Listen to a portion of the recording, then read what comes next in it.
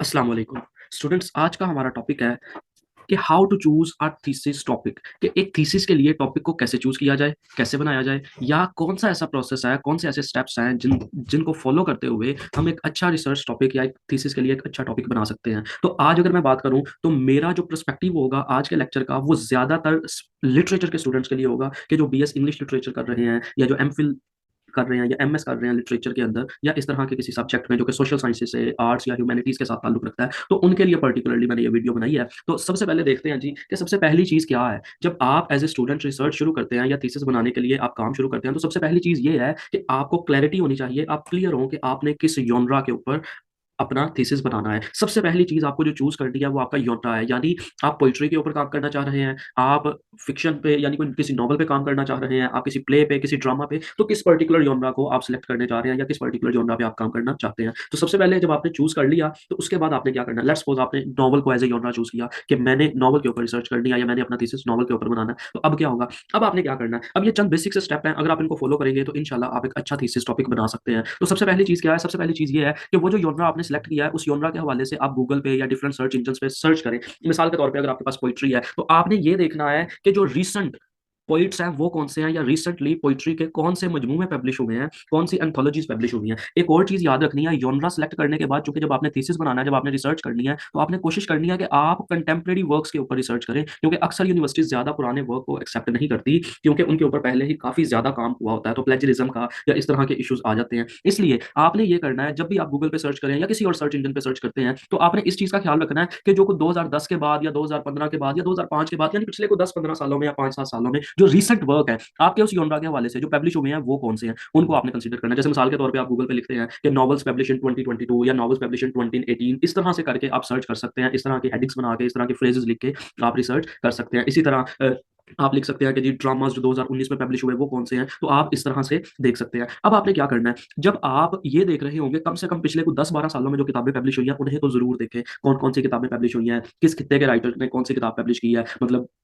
बजाय इसके कि आप किसी से पूछें, आपको चाहिए कि आप खुद किताबों को देखें, क्योंकि रिसर्च आपने करनी है, इंटरेस्ट आपका होना चाहिए। अब आपने क्या करना है, अब आपने ये करना है कि जब आप गूगल पे सर्च करेंगे या किसी भी इस तरह के प्लेटफॉर्म पे रिसर्च करेंगे तो कौन सी ऐसी किताबें हैं जो पिछले चंद सालों में पब्लिश हुई हैं, उनको जब आप देखेंगे तो आपको पता है हर साल कई लाख किताबें पब्लिश होती हैं, लेकिन आपको तो कोई एक वर्क चाहिए जिसके ऊपर आप रिसर्च कर सके। तो अब आपने क्या करना है, जब आप उन कई 100 किताबों को देखते जाएंगे तो कुछ ऐसी किताबें होंगी जो आपको पहली बार देखने में बड़ी कमाल लगेगी, उनका टाइटल आपकी अटेंशन जो है वो ग्रैब कर लेगा। तो वो किताबें, वो चंद किताबें जो आपको बहुत मजे की लगे, जिनकी आउटलुक, जिनका राइटर आपको थोड़ा सा फेमिलियर लगे, या जिन वर्क्स के हवाले से आपको लगे कि हाँ ये टॉपिक बड़ा इंटरेस्टिंग है या ये जो है मुझे बड़ा मजे का लगा, उनको आपने क्या करना है, उनको आपने कंसीडर कर लेना, उनको आपने एक साइड पे लिखते जाना है, कोई रजिस्टर पे या किसी भी इस तरह की चीज पे आपने लिखते जाना है। और जब आप नोट करेंगे उन किताबों को तो कोशिश करें कम से कम कोई 5-10-15 किताबों के नाम निकाल लें। अब उसको लिखते हुए आपने तीन चीजों का ख्याल करना है। सबसे पहली चीज, बुक का नाम, दूसरे नंबर पे राइटर का नाम, तीसरे नंबर पे वो किस साल में पब्लिश हुई, ये चीज भी आपने लिखनी है। तो आपको 10-12 किताबों की, 15 किताबों की एक लिस्ट निकाल लें, और इसका सिंपल फॉर्मूला है कि जो किताब आपको देखने में अच्छी लगे, जो नॉवल, जो पोइट्री, जो ड्रामा आपको फर्स्टली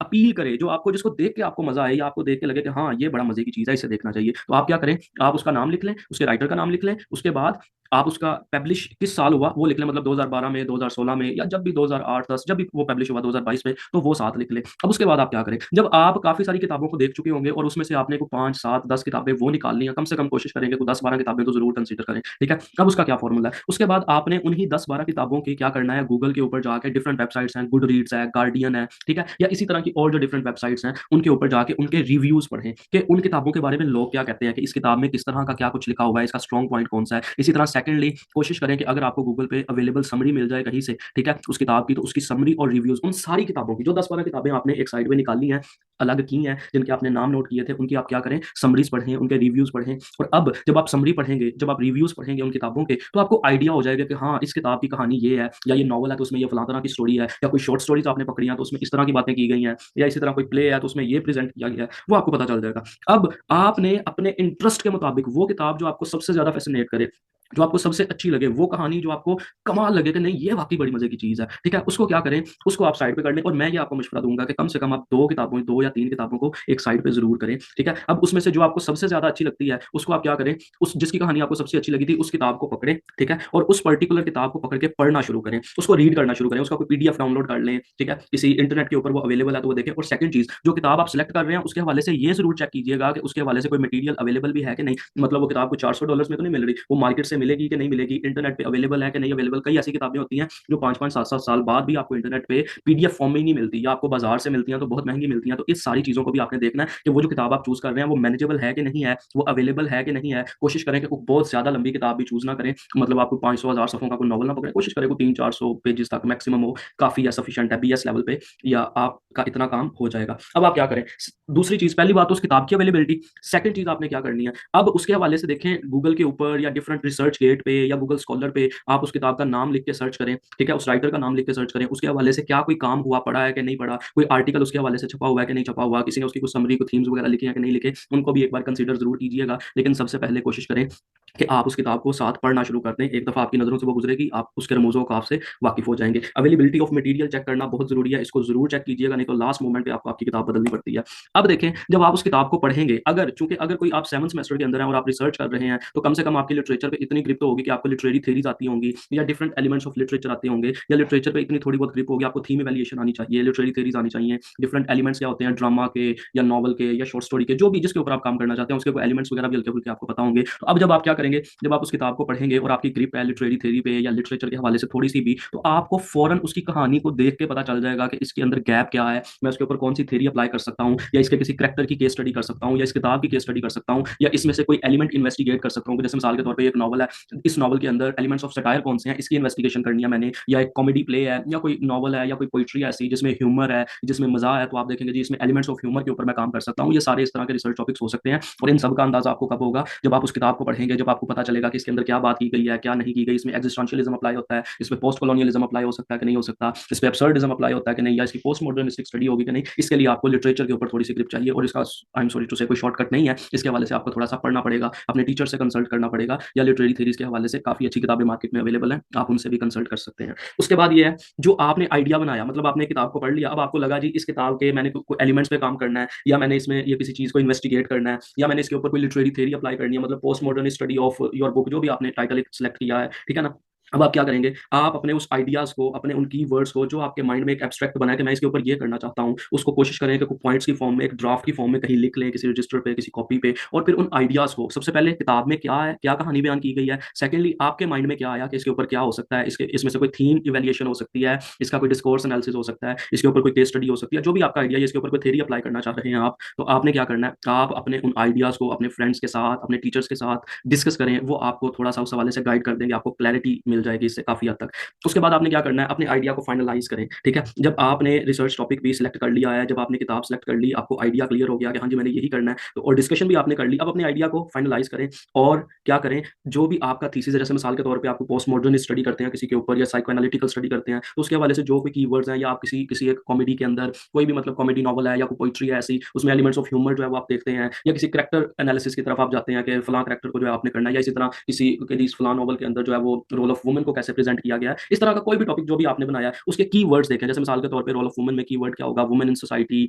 जेंडर इन इक्वालिटी या फेमिनिज्म। इसी तरह अगर आप एग्जिस्टेंशियलिज्म की तरफ जाते हैं, या आप ह्यूमर की, तो ह्यूमर क्या है, इन सारी चीज़ों को आपने क्या करना है, देखना है। जो आपका ऑथर है, जो आपका राइटर है, उसके बैकग्राउंड को बड़े अच्छे से देखें, 2 3 4 सोर्सेज से कि ये कौन है, कहाँ पैदा हुआ, किस तरह के नजरियात रखता है। जब आप इन सारी चीज़ों को देखेंगे, इकट्ठा करेंगे, तो आपके पास की वर्ड्स और आइडियाज जनरेट हो जाएंगे, जिनकी मदद से आप क्या कर सकते हैं, किसी अच्छे सुपरवाइजर, किसी अच्छे कंसल्टेंट के साथ कंसल्ट करके एक अच्छी पंच लाइन बना सकते हैं थीसिस के लिए, एक अच्छा टॉपिक आप लिखने में कामयाब हो जाएंगे। अब एक और चीज़ है, कुछ बच्चों को ये भी बहुत मसला, कुछ बच्चे ये समझते हैं कि शायद किसी एक पीस ऑफ राइटिंग पे सिर्फ लिटरेरी थ्योरी ही अप्लाई हो सकती है, ऐसा नहीं है। आप अपना थीसिस कंडक्ट करते हुए या रिसर्च कंडक्ट करते हुए हो सकता है कि किसी लिटरेरी थ्योरी के लेंस से किसी वर्क को इवेल्युएट करें, ये एक सूरत है। इसी तरह आप हो सकता है कि किसी खास लिटरेरी एलिमेंट को उसमें क्या करें, इन्वेस्टिगेट करें, या हो सकता है कि आप इन्वेस्टिगेशन करें कि इस पर्टिकुलर नॉवल में जो एनालॉजिकल जो एक एनालॉजी ड्रा हो रही है वो कौन सी है, या एल्गोरिकल सिग्निफिकेंस इसकी क्या है। इस तरह की चीजें इन्वेस्टिगेट भी हो सकती हैं, ये भी आपका एक रिसर्च टॉपिक हो सकता है। इसी तरह एलिमेंट्स ऑफ सटायर, ये फलां चीज है, उसमें कौन से लिटरेरी एलिमेंट्स को भी आप एनालाइज कर सकते हैं, ठीक है। या कंसीड्स का क्या किरदार है, इस तरह के डिफरेंट जो लिटरेरी एलिमेंट्स हैं, डिफरेंट इन्वेस्टिगेशंस हैं, डिफरेंट लिटरेरी थेरीज हैं, ये सब कुछ किया जा सकता है। इसी तरह आप क्या करते हैं, आप केस स्टडी करते हैं, मतलब कोई नॉवल है, कोई हिस्टोरिकल फिक्शन है,